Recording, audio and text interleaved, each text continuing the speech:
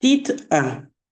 De la part de Paul, serviteur de Dieu et apôtre de Jésus-Christ. J'ai été chargé d'amener ceux que Dieu a choisis à la foi et à la connaissance de la vérité qui est conforme à la piété, afin qu'ils aient l'espérance de la vie éternelle. Le Dieu qui ne ment pas l'avait promis avant tous les temps. Et au moment voulu, il a relevé sa parole par la prédication qui m'a été confiée sur l'ordre de Dieu notre Sauveur. À titre, mon véritable enfant, dans la foi qui nous est commune, que la grâce, la compassion et la paix de te soient données de la part de Dieu, le Père du Seigneur Jésus-Christ notre Sauveur. Je t'ai laissé en Crète afin que tu mettes en ordre ce qui reste à régler et que tu établisses des anciens dans chaque ville en suivant mes instructions. Des hommes irréprochables, fidèles à leurs femmes, dont les enfants soient croyants et ne soient pas accusés de débauche ou insoumis. En effet, en tant qu'intendant de Dieu, il faut que le responsable soit irresponsable. Il ne doit pas être arrogant, chorélique, buveur, violent, ni attiré par le gain. Il doit avoir contrainte être hospitalier, ami du bien, réfléchir juste, saint, maître de lui, attaché à la parole digne de la confiance telle qu'elle a été enseignée, afin d'être capable à la fois d'encourager les autres par la saine doctrine et de réfuter les contradicteurs. Et il y en a fait beaucoup d'hommes insoumis, des discoureurs crueux et trompeurs, surtout parmi les circoncis. Il faut leur fermer la bouche, car ils bouleversent des familles entières en enseignant ce qu'il ne faut pas ou en gain honteux. L'un de leurs propres prophètes a dit, les croyez-toi, toujours menteurs, des méchants bêtes, des goinfres paresseux. Ce témoignage est bien vrai. C'est pourquoi reprends-les sévèrement, afin qu'ils aient une foi saine et qu'ils ne s'attachent pas à la faible juive et à des commandements émis par des hommes qui ne se détournent de la vérité. Tout est pur pour ceux qui sont purs, mais pour rien n'est pur pour ceux qui sont souillés et incrédules. Bien plus, leur intelligence et leur conscience sont souillées. Ils prétendent connaître Dieu, mais ils le renient pour leur manière d'agir. Ils sont abominables, rebelles et incompétents pour la moindre œuvre bonne. Titre 2. Quant à toi, dis ce qui correspond à la saine doctrine. Dis que les vieillards doivent être sombres, respectables, réfléchis, solides dans la foi. L'amour et la persévérance. De même, les femmes âgées doivent se comporter comme il convient à les servantes de Dieu. Elles ne doivent pas être médisantes ni esclaves de la boisson, mais enseigner ce qui est bien.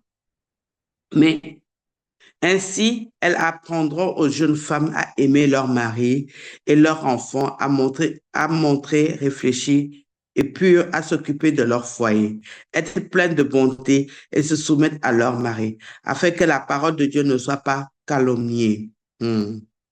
Encourage de même les jeunes gens à se montrer réfléchis, en étant toi-même à tout point de vue un modèle de belle œuvre dans ton enseignement. Fais peu de pureté, de sérieux et d'intégrité.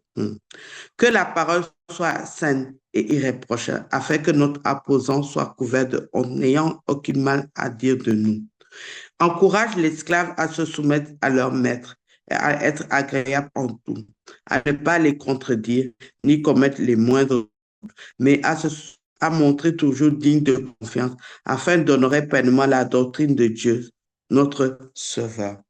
En effet, la grâce de Dieu, source de salut pour tous les hommes, a été révélée et nous enseigne à renoncer à une mode de vie impie et aux convoitises de ce monde et à vivre dans le temps présent conformément à la sagesse, la justice et la piété, en attendant notre bienheureuse espérance, la manifestation de la gloire de notre grand Dieu et Sauveur Jésus-Christ.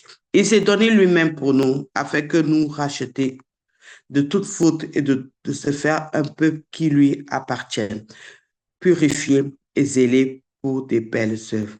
Dis ces choses en courage et reprends avec une pleine autorité, que personne ne te méprise. Amen. Titre 3.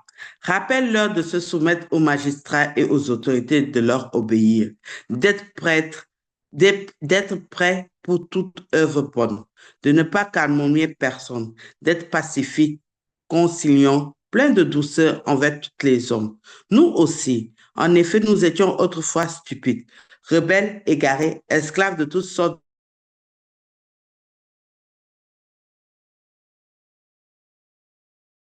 de passion et de plaisir. Nous étions odieux et nous détestions les uns les autres. Mais lorsque la bonté de notre Seigneur, Sauveur, lorsque la bonté de Dieu, notre Sauveur, et son amour pour les hommes ont été révélés, il nous a sauvés. Il ne l'a pas fait à cause des justes que nous aurions pu accomplir, mais conformément à sa compassion, à travers le bain de la nouvelle naissance et le renouvellement du Saint-Esprit, il a déversé avec abondance sur nous Jésus-Christ notre Sauveur. Ainsi déclaré juste par sa grâce, nous sommes devenus ses héritiers, conformément à l'espérance de la vie éternelle. Cette parole était certaine et je veux que tu montres affirmativement là-dessus, afin que ceux qui ont cru en Dieu s'appliquent à pratiquer de belles œuvres. Voilà ce qui est bon et utile aux hommes. Mais les folles spéculations, les généalogies, les disputes, les conflits relatifs à la loi, évite-les, car ils sont nuisibles et sans valeur. Si quelqu'un provoque des divisions, éloigne-toi après un premier puis un second avertissement. Sache qu'un tel homme est perverti et qu'il prêche, se condamnant ainsi lui-même. Lorsque je t'enverrai Artéma ou Tychik, empresse-toi de venir me rejoindre à Nicopoli, car c'est là que j'ai décidé de passer l'hiver. Aide avec empressement Zéna, aide avec empressement Zéna, l'expert de la loi, et Apollo dans leur voyage, en faisant en sorte qu'il ne leur manque rien. Il faut que les nôtres aussi prennent à pratiquer des belles œuvres pour subvenir aux besoins les plus importants, afin de ne pas rester sans fruit. Tous ceux qui sont avec moi te saluent. De ton côté, salue ceux qui nous aiment dans la foi. Que la grâce soit avec vous tous.